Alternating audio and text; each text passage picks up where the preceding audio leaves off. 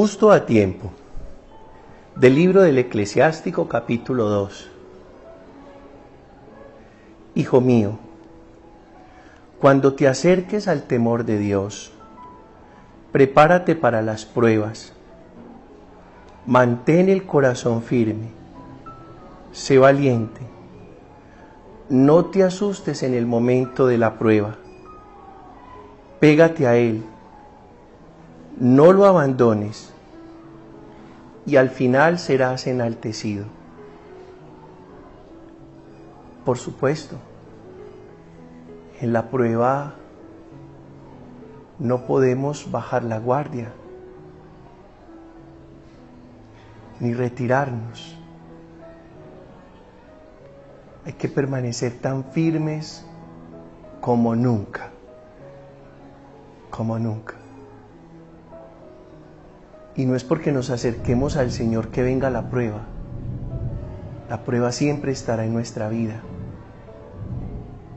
Lo que pasa es que cuando estamos cerca de Dios, es posible que nuestro corazón se mantenga firme. Es posible que seamos valientes y no nos asustemos. Acepta cuanto te suceda. El poder de la aceptación. Aguanta enfermedad y pobreza, porque el oro se acrisola en el fuego y el hombre que Dios ama en el horno de la pobreza. Confía en Dios, que Él te ayudará. Espera en Él y Él te allanará el camino. Los que teméis al Señor, esperad en su misericordia y no os apartéis para no caer. Los que teméis al Señor, confiad en Él, que no retendrá vuestro salario hasta mañana. Los que teméis al Señor, esperad bienes, gozo perpetuo y salvación. Los que teméis al Señor, amadlo, y Él iluminará vuestros corazones. Fijaos en las generaciones pretéritas. ¿Quién confió en el Señor y quedó defraudado? ¿Quién esperó en Él y quedó abandonado? ¿Quién gritó a Él y no fue escuchado? Porque el Señor es clemente y misericordioso, perdona el pecado y salva del peligro. Este texto tiene una carga de confianza tremenda. Y volvemos sobre lo mismo. ¿Qué tan importante es que nuestras relaciones sean en confianza? Especialmente la relación con el Señor. Y comienza el texto a contarnos cuál es el salario, la respuesta, la recompensa del hombre que teme al Señor. El salario, la recompensa es la misericordia del Señor, el salario para cada día, los bienes, el gozo perpetuo y la salvación, la ayuda, el camino allanado. Es decir, nuestra confianza en el Señor y nuestro temor de Dios no nos trae más que bendiciones a granel.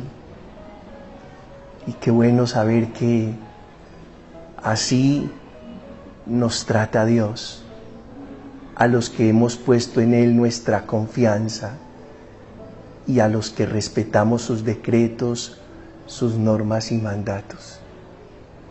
Eso no significa que entonces no tengamos pruebas, dificultades. Significa que en la prueba y en la dificultad somos capaces de conservar la firmeza del corazón. Encomienda tu camino al Señor y Él actuará. Yo creo que este salmo y esta respuesta del salmo va a reforzar la primera lectura del libro del Eclesiástico. Confía en el Señor y haz el bien. Habita tu tierra y practica la lealtad. Sea el Señor tu delicia y Él te dará lo que pide tu corazón. El Señor vela por los días de los buenos y su herencia durará siempre. no se agostarán en tiempo de sequía, en tiempo de hambre se saciarán. Apártate del mal y haz el bien, y siempre tendrás una casa, porque el Señor ama la justicia y no abandona a sus fieles. Los inicuos son exterminados, la estirpe de los malvados se extinguirá. El Señor es quien salva a los justos, Él es su alcázar en el peligro.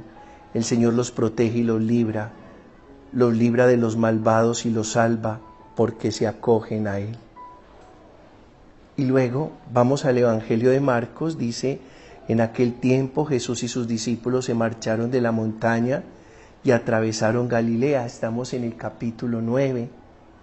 No quería que nadie se enterase porque iba instruyendo a sus discípulos. Creo que es muy importante que Jesús elija espacios de intimidad con sus discípulos, y yo creo que la relación del discípulo con su maestro es una relación de intimidad. Hay momentos donde los demás sobran. Hay momentos de nuestra vida espiritual donde uno quiere estar a solas con Él, recibiendo su instrucción o contándole a Él pues los logros y también las batallas que por supuesto diariamente hay que librar. Y en ese ambiente de intimidad,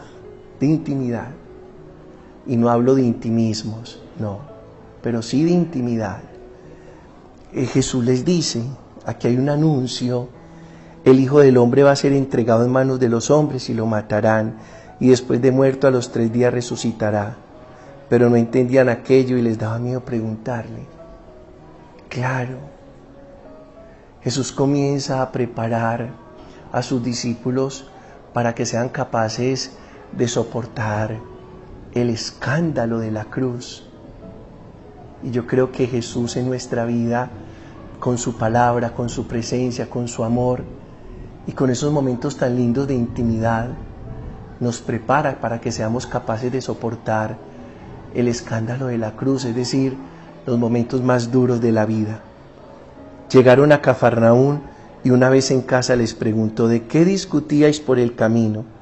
Ellos contestaron que por el camino habían discutido quién era el más importante.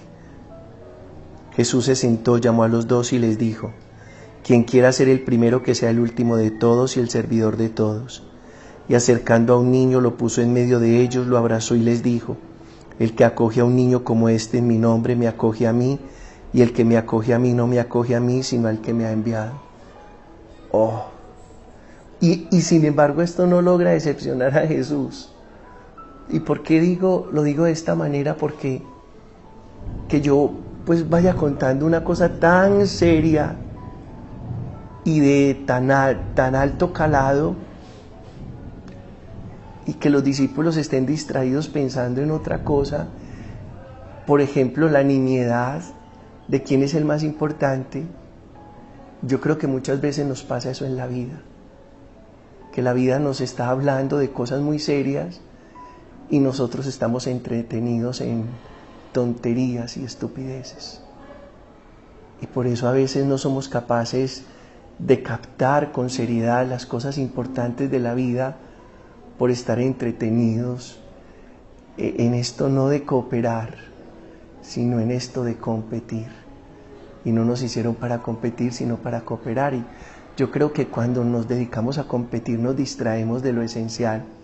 Y por eso Jesús está hablando de una cosa tan seria, el anuncio de su muerte, y los discípulos, digamos que perdidos, porque uno se pierde en ese tipo de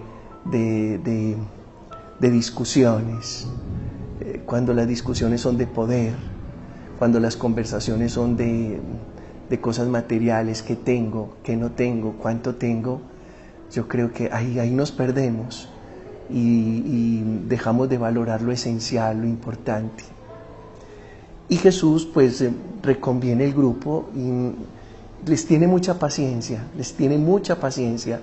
y yo creo que a veces se necesita demasiada paciencia cuando se está trabajando con el ser humano, y les dice: muchachos, no, así no, esto no es quién es el más importante. Y por eso toma un niño, usa el signo de un niño, y hace buen uso pedagógico de un niño y lo pone en medio y les dice: el que acoge a un niño como este en mi nombre me acoge a mí, y el que me acoge a mí no me acoge a mí sino al que me ha enviado. Quien quiera ser el primero, que se haga el último y el servidor de todos.